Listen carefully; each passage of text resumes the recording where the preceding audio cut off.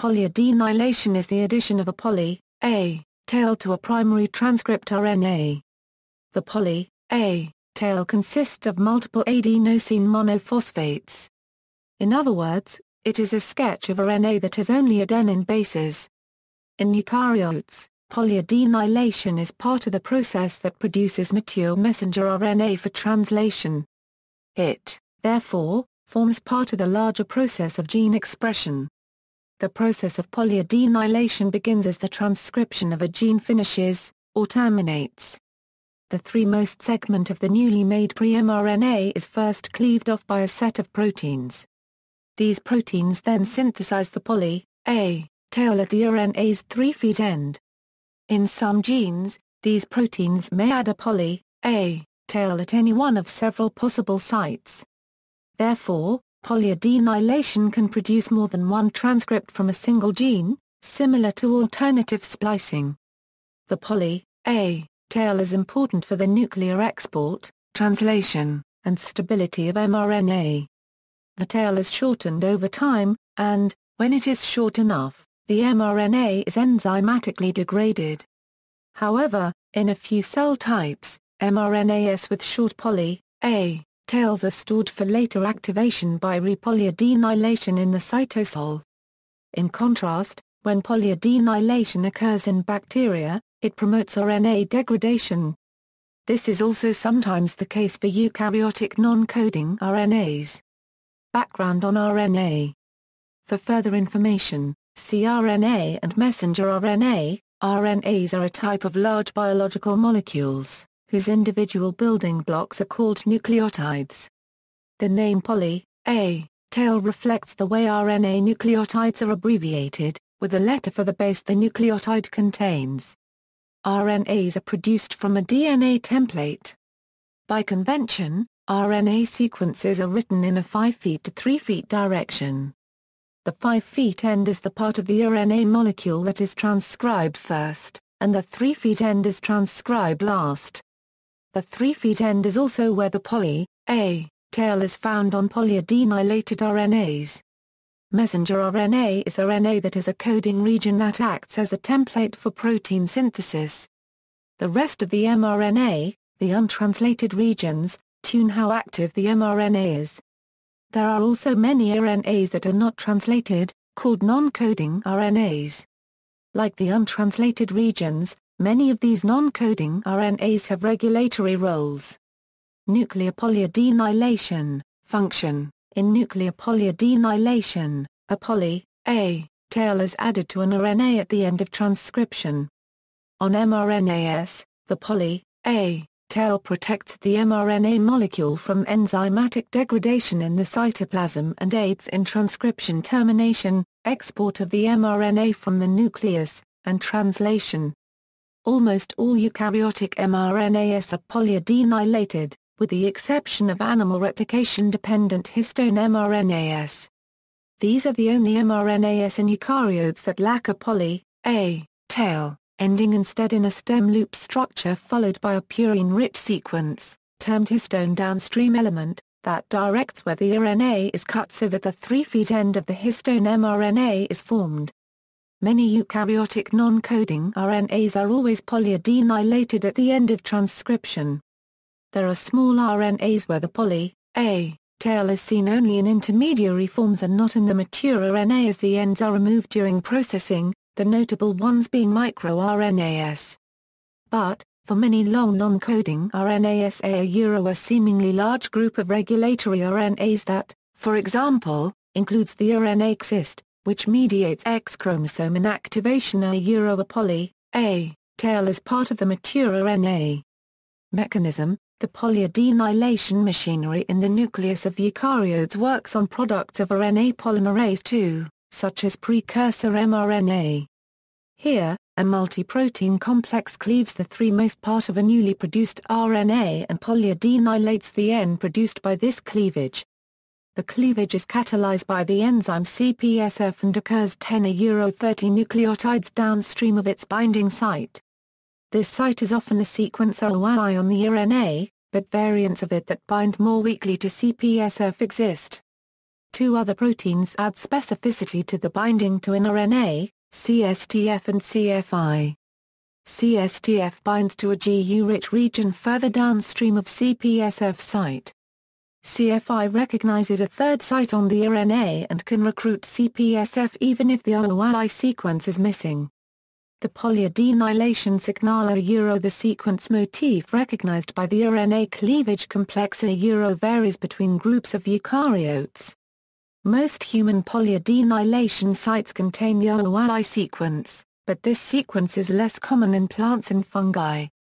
The RNA is typically cleaved before transcription termination, as CSTF also binds to RNA polymerase II. Through a poorly understood mechanism, it signals for RNA polymerase II to slip off of the transcript. Cleavage also involves the protein CFI, though it is unknown how. The cleavage site associated with a polyadenylation signal can vary up to some 50 nucleotides. When the RNA is cleaved, polyadenylation starts, catalyzed by polyadenylate polymerase. Polyadenylate polymerase builds the poly-A tail by adding adenosine monophosphate units from adenosine triphosphate to the RNA, cleaving off pyrophosphate.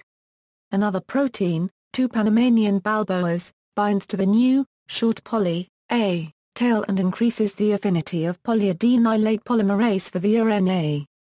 When the poly-A tail is approximately 250 nucleotides long, the enzyme can no longer bind to CPSF and polyadenylation stops, thus determining the length of the poly-A tail. CPSF is in contact with RNA polymerase II, allowing it to signal the polymerase to terminate transcription. When RNA polymerase II reaches a termination sequence, the end of transcription is signaled. The polyadenylation machinery is also physically linked to the spliceosome, a complex that removes introns from RNAs. Downstream effects: the poly-A tail acts as the binding site for poly-A binding protein. Poly-A binding protein promotes export from the nucleus and translation, and inhibits degradation. This protein binds to the poly-A tail prior to mRNA export from the nucleus, and in yeast also recruits poly-A nuclease, an enzyme that shortens the poly-A tail and allows the export of the mRNA. Poly-A binding protein is exported to the cytoplasm with the RNA. mRNAs that are not exported are degraded by the exosome. Poly-A binding protein also can bind to, and thus recruit, several proteins that affect translation. One of these is initiation factor 4G, which in turn recruits the 40S ribosomal subunit. However, a poly-A tail is not required for the translation of all mRNAs. Adenosine. In eukaryotic somatic cells, the poly-A tail of most mRNAs in the cytoplasm gradually gets shorter, and mRNAs with shorter poly-A tail are translated less and degraded sooner. However, it can take many hours before an mRNA is degraded. This adenylation and degradation process can be accelerated by microRNAs complementary to the 3' untranslated region of an mRNA. In immature egg cells, mRNAs with shortened poly-A tails are not degraded, but are instead stored without being translated. They are then activated by cytoplasmic polyadenylation after fertilization, during egg activation. In animals, poly-A ribonuclease can bind to the 5' cap and remove nucleotides from the poly-A tail. The level of access to the 5' cap and poly-A tail is important in controlling how soon the mRNA is degraded. PARN adenylates less if the RNA is bound by the initiation factors 4E and 4G tail, which is why translation reduces adenylation. The rate of adenylation may also be regulated by RNA-binding proteins. Once the poly-A tail is removed, the decapping complex removes the 5' cap, leading to a degradation of the RNA. Several other enzymes that seem to be involved in adenylation have been identified in yeast. Alternative polyadenylation. Many protein-coding genes have more than one polyadenylation site, so a gene can code for several mRNAs that differ in their 3' end. Since alternative polyadenylation changes the length of the 3' untranslated region, it can change which binding sites for microRNAs the 3' untranslated region contains. MicroRNAs tend to repress translation and promote degradation of the mRNAs they bind to, although there are examples of microRNAs that stabilize transcripts. Alternative polyadenylation can also shorten the coding region, thus making the mRNA code for a different protein, but this is much less common than just shortening the 3' untranslated region. The choice of poly-A site can be influenced by extracellular stimuli and depends on the expression of the proteins that take part in polyadenylation. For example, the expression of CSTF64, a subunit of cleavage stimulatory factor, increases in macrophages in response to lipopolysaccharides. This results in the selection of weak poly-A sites and thus shorter transcripts. This removes regulatory elements in the 3' untranslated regions of mRNAs for defense-related products like lysozyme and TNFi+or-. These mRNAs then have longer half-lives and produce more of these proteins.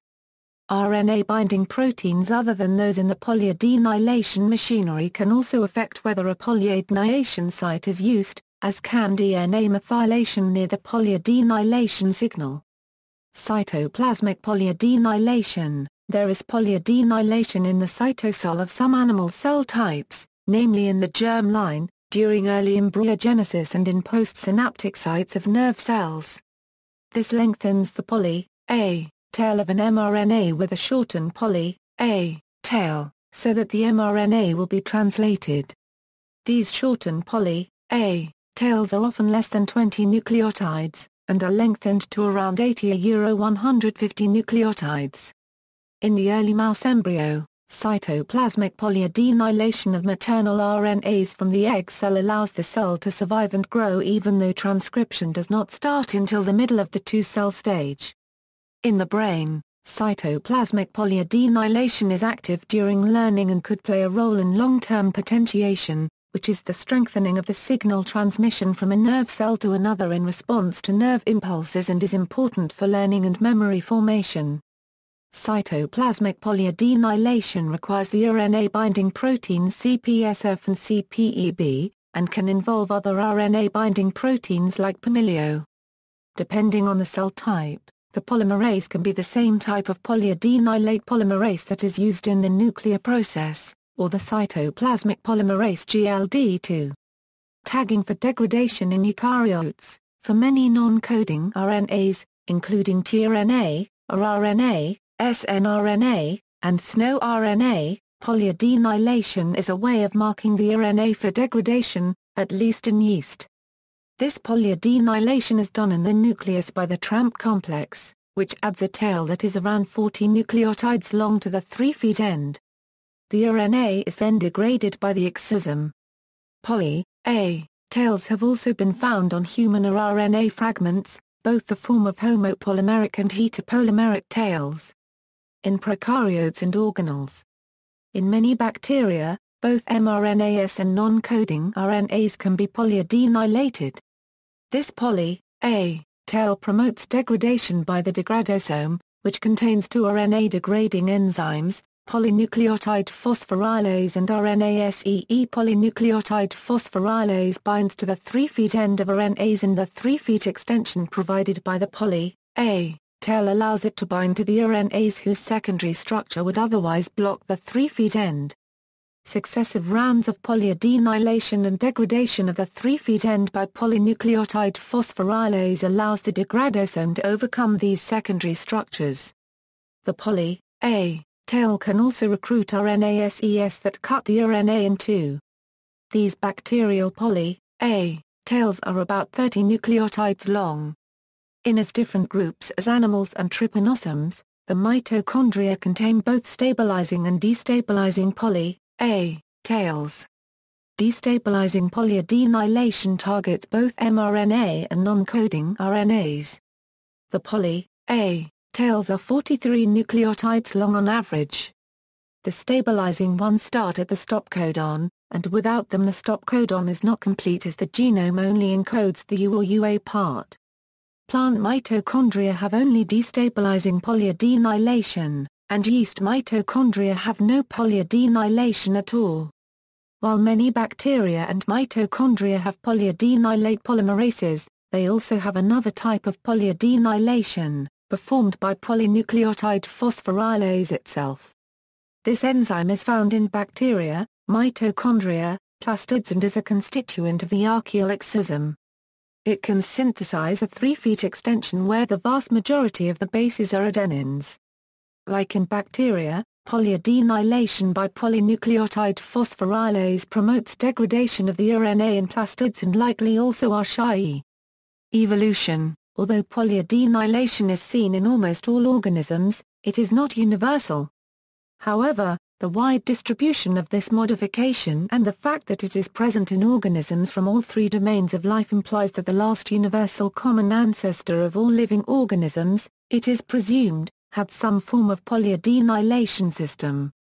A few organisms do not polyadenylate mRNA, which implies that they have lost their polyadenylation machineries during evolution. Although no examples of eukaryotes that lack polyadenylation are known, mRNAs from the bacterium Mycoplasma galliceticum and the salt-tolerant archaean Halophrex volcanii lack this modification. The most ancient polyadenylating enzyme is polynucleotide phosphorylase. This enzyme is part of both the bacterial degradosome and the archaeal exosome, two closely related complexes that recycle RNA into nucleotides. This enzyme degrades RNA by attacking the bond between the three most nucleotides with a phosphate, breaking off a diphosphate nucleotide. This reaction is reversible, and so the enzyme can also extend RNA with more nucleotides. The heteropolymeric tail added by polynucleotide phosphorylase is very rich in adenine. The choice of adenine is most likely the result of higher ADP concentrations than other nucleotides as a result of using ATP as an energy currency, making it more likely to be incorporated in this tail in early life forms. It has been suggested that the involvement of adenine-rich tails in RNA degradation prompted the later evolution of polyadenylate polymerases tails with no other nucleotides in them. Polyadenylate polymerases are not as ancient. They have separately evolved in both bacteria and eukaryotes from CCA-adding enzyme, which is the enzyme that completes the 3' ends of tRNAs. Its catalytic domain is homologous to that of other polymerases. It is presumed that the horizontal transfer of bacterial CCA-adding enzyme to eukaryotes allowed the archaea-like CCA-adding enzyme to switch function to a polyA polymerase. Some lineages, like Archaea and cyanobacteria, never evolved a polyadenylate polymerase. History. Polyadenylation was first identified in 1960 as an enzymatic activity in extracts made from cell nuclei that could polymerize ATP, but not ADP, into polyadenine. Although identified in many types of cells, this activity had no known function until 1971, when poly-A sequences were found in mRNAs. The only function of these sequences was thought at first to be protection of the 3' end of the RNA from nucleases, but later the specific roles of polyadenylation in nuclear export and translation were identified. The polymerases responsible for polyadenylation were first purified and characterized in the 1960s and 1970s, but the large number of accessory proteins that control this process were discovered only in the early 1990s. See also, simian virus 40 late polyadenylation signal, references. Further reading, Dankwart, Sven. Hentz, Matthias W. Kulozic, Andreas E. 3 Euro² end mRNA processing, molecular mechanisms and implications for health and disease. The EMBO Journal 27, 482 Euro98 doi, 10.1038/SJ Embosch. 7,601,932. PMCA 2,241,648. PMIDA 18,256,699A.